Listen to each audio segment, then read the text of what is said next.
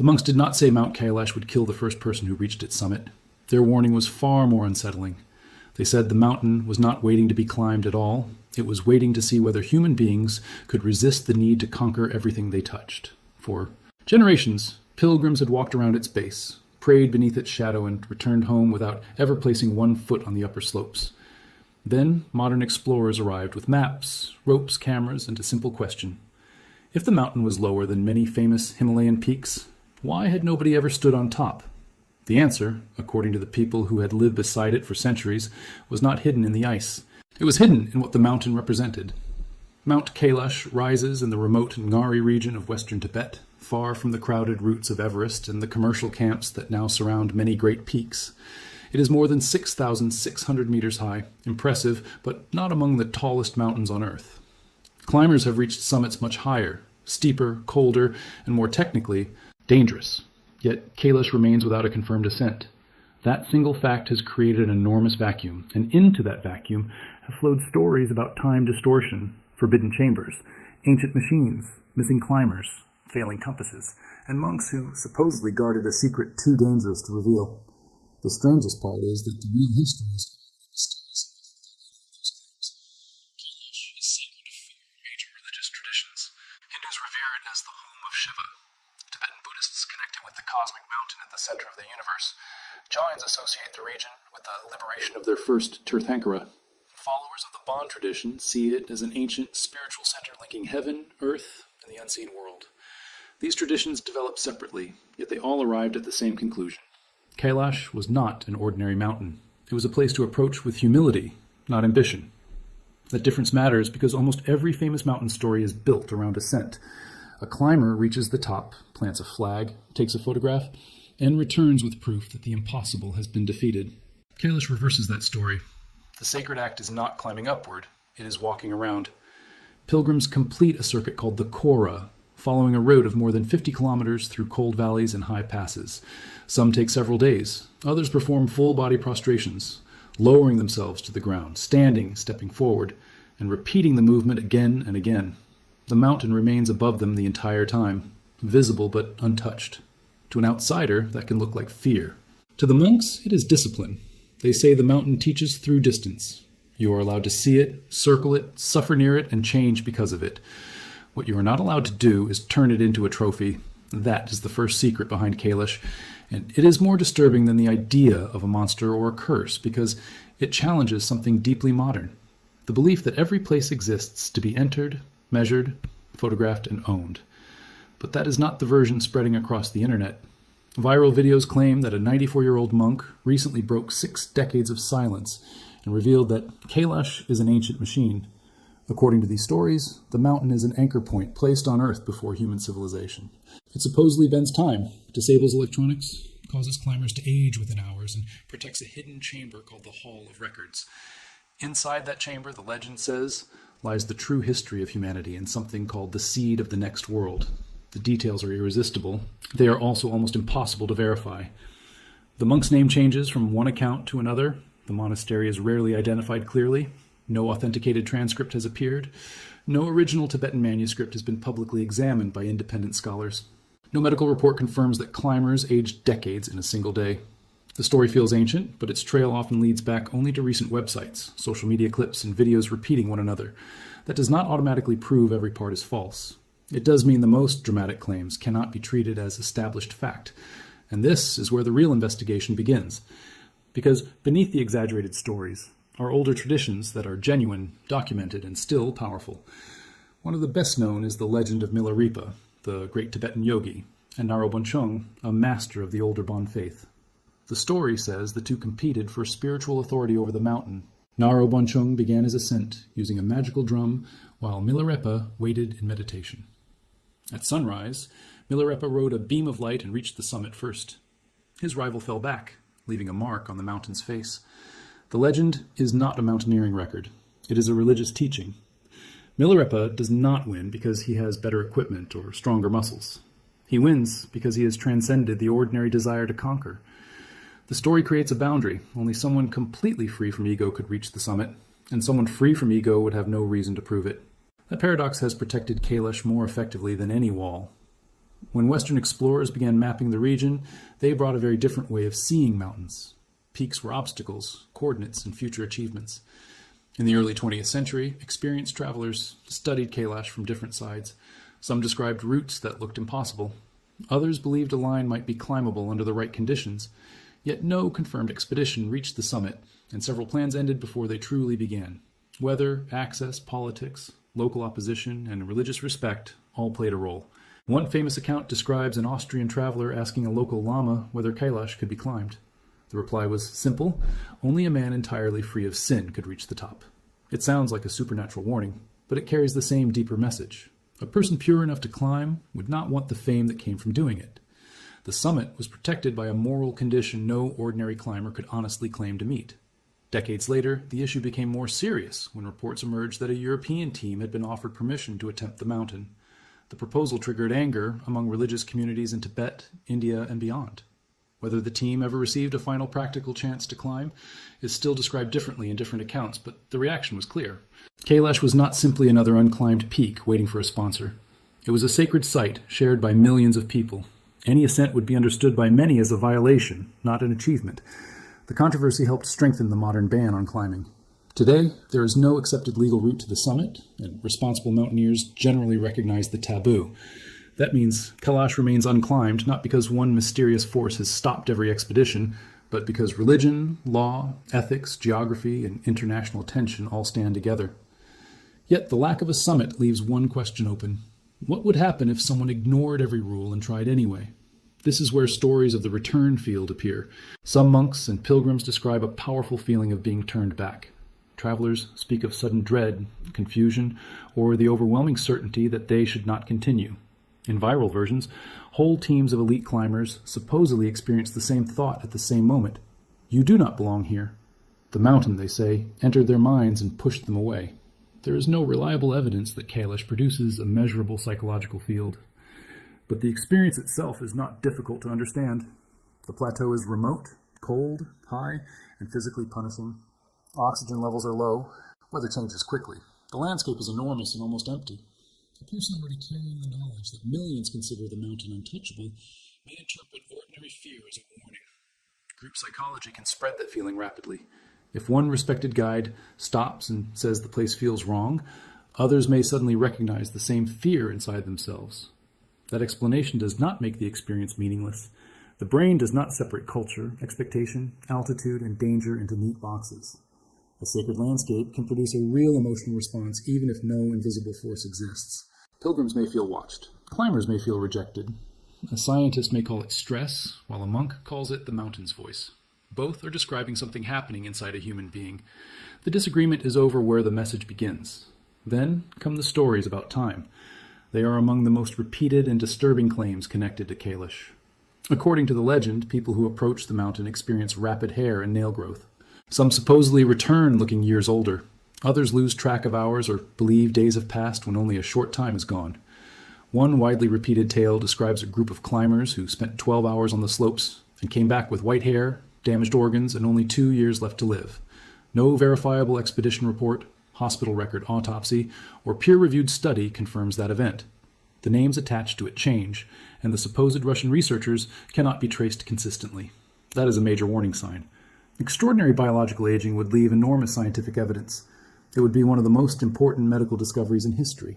It would not survive only as a paragraph copied across mystery websites. Still, the time stories persist because the environment can genuinely distort perception. At high altitude, lack of oxygen can cause a headache, confusion, memory gaps, poor judgment, hallucinations, and a strange sense that time is moving too quickly or too slowly. Exhaustion makes hours blur together. Cold changes how the body feels. Dehydration can produce weakness, dry skin, cracked lips, and a dramatically aged appearance. A pilgrim returning after several brutal days may look transformed, even though no years have passed. Hair and nails do not suddenly grow weeks in a few hours, but they can appear different after exposure, dirt, swelling, and damage. A person who has lost weight rapidly at altitude may look older in the face. Someone who has not slept may seem hollow and unfamiliar. In a place already surrounded by stories of unstable time, those physical changes can become proof in the minds of observers. The legend grows because it begins with something real. The human body does change quickly in extreme environments. The more scientific version of time distortion is far less dramatic. Einstein's theory of relativity tells us that gravity and motion affect the passage of time. Clocks at different altitudes do not run at exactly the same rate. Satellites must correct for these differences. But on a mountain, the effect is tiny, measured in fractions of a second, not years. Kailash cannot age a person decades through known gravitational physics. Any claim that it does would require evidence far stronger than anonymous testimony. The next layer involves compasses and electronics. Travelers sometimes report needles spinning, GPS units failing, drones losing signal, and cameras behaving strangely near the mountain. Online videos present these stories as proof that Kailash generates an electromagnetic field. Some go further, saying the mountain targets technology because artificial machines are not welcome. Magnetic anomalies do exist in many parts of the world. Certain rocks contain iron-rich minerals that can affect a compass at close range. Mountains also create difficult conditions for electronics. Cold drains batteries. Steep terrain blocks signals. Solar activity can disturb radio communication. GPS reception weakens near cliffs and deep valleys. Drones struggle in thin air because their propellers have less atmosphere to push against. Strong winds can carry them away before an operator understands what happened. That means an equipment failure near Kailash would not be shocking by itself. What is missing is a systematic, repeatable survey showing that instruments fail at a specific distance from the summit more often than they do elsewhere in the Tibetan Plateau. Without that data, the stories remain interesting reports, not proof of a hidden machine. The same caution applies to restricted airspace claims. Flying over remote western Tibet is difficult for political, military, geographic, and safety reasons. The absence of commercial aircraft directly above one sacred mountain does not prove an energy shield. Pilots avoid many areas because routes, weather, terrain, and regulations make them impractical. Yet once the idea of a forbidden zone enters the story, every diverted flight looks like confirmation. Kailash's appearance also feeds the mystery. From certain angles, the mountain looks almost geometric. Its faces seem to point toward the cardinal directions. Horizontal layers cut across the rock, while vertical lines create the impression of steps or walls. Photographs taken under dramatic light can make it resemble a pyramid built on an impossible scale. Mainstream geology offers a clear explanation. Kailash is made from ancient sedimentary rock shaped by uplift, freezing, erosion, glaciers, and the weakness of natural layers.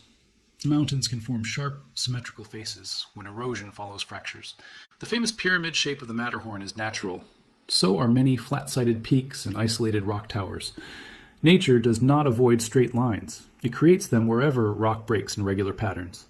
But the engineered mountain theory survives because Kailash is not viewed in isolation.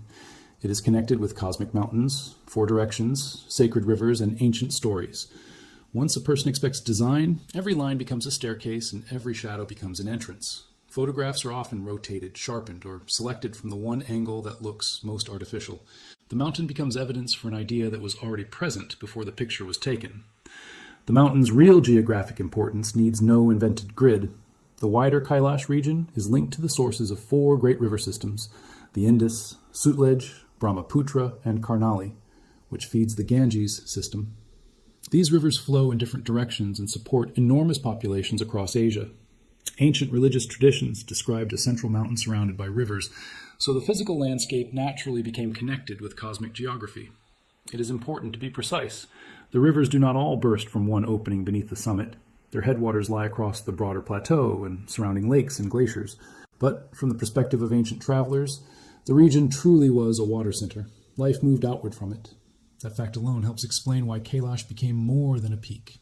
It stood near the place where the land seemed to send water toward different worlds. At the foot of the sacred landscape lie two famous lakes, Mansarovar and Rakshastal. They are close together, but very different. Mansarovar is freshwater and associated with purity, light, and sacred pilgrimage. Rakshastal is salty and connected in some traditions with darker forces.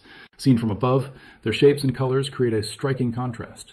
This has led to stories that the lakes are the mountain's eyes, one watching the sky and the other watching what lies below. Claims that Mansarovar never freezes are not reliable. At such altitude, the lake can freeze seasonally. Claims that lights move intentionally across the water may involve stars, distant pilgrims, atmospheric effects, or reflections. The water's color changes with weather, depth, algae, sediment, and sunlight. None of that removes the emotional power of standing between two great lakes beneath a sacred peak. It simply shows how quickly a real landscape can become a supernatural system in human imagination. Then we reach the most disturbing claim of all. the hidden chamber. According to viral stories, monks have finally admitted that beneath Kailash lies a hall of records. It supposedly contains the true origin of humanity, knowledge from a civilization older than recorded history, predictions of future turning points, and the seed of the next world. Every strange effect around the mountain is said to exist for one purpose: keeping that chamber sealed until humanity is ready. The phrase sounds ancient, but there is no publicly verified Tibetan manuscript proving that such a chamber exists. Scholars would need an original text, a known monastery collection, a reliable date, a translation history, and independent access. Instead, the claim usually appears without a manuscript image, catalog number, or named translator. That does not mean Tibetan monasteries hold no unpublished texts. Many religious archives contain material unknown to the public. It means this specific story has not been demonstrated. But Tibetan religious tradition does contain a concept that may have helped such stories grow. In Tibetan Buddhism and Bon, there are teachings and sacred objects called terma, hidden treasures, intended to be discovered at the proper time by specific revealers. Some are physical texts, others are teachings said to appear through visions or spiritual realization. The purpose is not usually to expose alien technology. It is to preserve religious wisdom until conditions are right. An outsider hearing about hidden treasures, future revealers, and sacred mountains could easily transform those ideas into a literal underground library.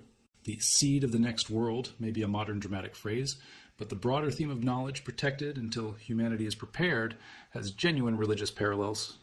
The mistake is assuming spiritual symbolism must describe a mechanical chamber. So what did the monks actually reveal?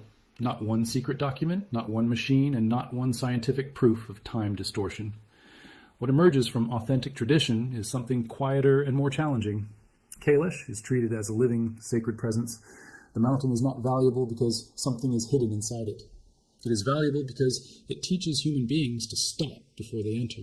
That idea is almost incomprehensible in a culture built around access. We drill into mountains, tunnel beneath cities, photograph remote tribes, map the ocean floor, and send machines to other planets. Curiosity has created medicine, science, and knowledge. But curiosity without limits can also become extraction. The sacred boundary asks whether knowing more is always more important than respecting what others choose to protect. The disturbing secret may be that there is no supernatural defense because none is needed. The mountain has remained unclimbed through a shared human decision. Millions of people have accepted that one summit should not become a stage for personal glory. Governments have respected the prohibition. Climbers who could seek an illegal ascent have mostly refused. In an age of endless competition, that level of restraint is extraordinary. It also explains why fake stories flourish. A voluntary boundary does not feel dramatic enough. People want to believe that climbers were physically stopped, that compasses spun, that time accelerated, and that an invisible force punished anyone who came close. The truth, that people chose not to climb because a place was sacred, seems less exciting. Yet it reveals something rare, a mountain protected not by impossibility but by meaning. The rapid aging stories lack medical proof. The perfect global alignments collapse without transparent mathematics.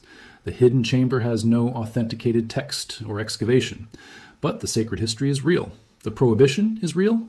The pilgrimage is real. The emotional effect is real. And the mountain's power over human imagination is undeniable. That power has lasted because Kailash combines several things rarely found together. Its shape is memorable. Its location is remote. Great rivers rise in the wider region. 2 dramatic lakes sit nearby. 4 religious traditions treat it as sacred. No confirmed climber has reached the summit. Each fact strengthens the others until the mountain feels less like geography and more like a center around which stories naturally gather. The monks never needed to invent a machine. Their warning was already stronger. They taught that approaching the mountain with ego changes the experience. A pilgrim circles it and returns humbled. A conqueror looks upward and sees only an unfinished challenge. The same peak becomes 2 completely different things, depending on what a person brings to it. This is why the silence matters. Monks living near sacred places do not always explain them to outsiders because explanation can become permission. The moment a place is translated into scientific language, tourism language, or adventure language, people begin asking how to enter it. Silence preserves mystery, but it also preserves boundaries. When modern videos claim that monks have finally revealed everything, they often reverse the real tradition. The most important teachings about Kailash have never been completely hidden. Pilgrims have repeated them for centuries. Do not climb, do not disturb, walk around, leave your pride behind. What was hidden was not a technological secret. It was the ability of outsiders to hear a message that did not promise them access, and that may be why the story feels disturbing. We are comfortable with mysteries that can eventually be solved. We are less comfortable with a mystery that asks to remain closed. A locked tomb invites excavation. A forbidden summit invites conquest. A silent monastery invites exposure. Kailash refuses all three. It offers a view, a path, and a boundary, but not possession. Suppose a climber secretly reached the summit tomorrow and returned with clear video. The footage might prove there is no palace, no machine, and no visible chamber. But it would not solve the deeper mystery. For millions of believers, the act itself would be a wound. The mountain would have been reduced from sacred presence to conquered object. The climber might gain fame, yet something shared across cultures would be lost. That is the choice Kailash places before the modern world. Not belief versus science, but curiosity versus restraint. Science can explain the rock. Medicine can explain altitude. Physics can reject rapid aging. Geography can test alignments. History can trace legends. But none of those tools can decide whether every summit should be climbed. The answer belongs to ethics, memory, and respect. Perhaps that is why the mountain has survived untouched while taller and deadlier peaks became crowded. Kailash sits within reach, but remains outside possession. Its power comes partly from the fact that humanity has not completed the usual story. The ancient machine may be a myth. The Hall of Records may be an internet creation. The time field may be altitude, fear, and imagination. Yet the mountain still does something unusual. It stops people. Not always through weather or law, but through a thought that becomes stronger the closer they come. Maybe this place does not belong to us. That thought is the monk's true warning. The danger is not that Kailash will suddenly awaken. The danger is that human beings may lose the ability to recognize anything as sacred, unless a weapon, a curse, or a government fence forces them to stop. If respect only exists when fear supports it, then the failure is not in the mountain. It is in us. The most shocking secret behind Mount Kailash is therefore not buried beneath the summit. It is visible in the empty space above it. No flag, no camp. No photograph taken from the top. No confirmed human footprint. For centuries, people have reached the base, looked upward, and chosen to turn their journey into a circle instead of an ascent. That circle changes the meaning of travel. A summit route ends at the highest point. A pilgrimage returns you to where you began, but not as the same person. The mountain is never defeated. The traveler is the thing that changes. This is why monks describe Kailash not as an object, but as a teacher. And teachers do not always answer questions. Sometimes they create a silence large enough for the questioner to hear himself. Beneath Kailash, there may be no chamber filled with forbidden records, but around it stands something just as rare, a living agreement between different faiths that one place should remain beyond conquest. The world may eventually break that agreement. Technology makes illegal access easier. Drones can rise where climbers cannot.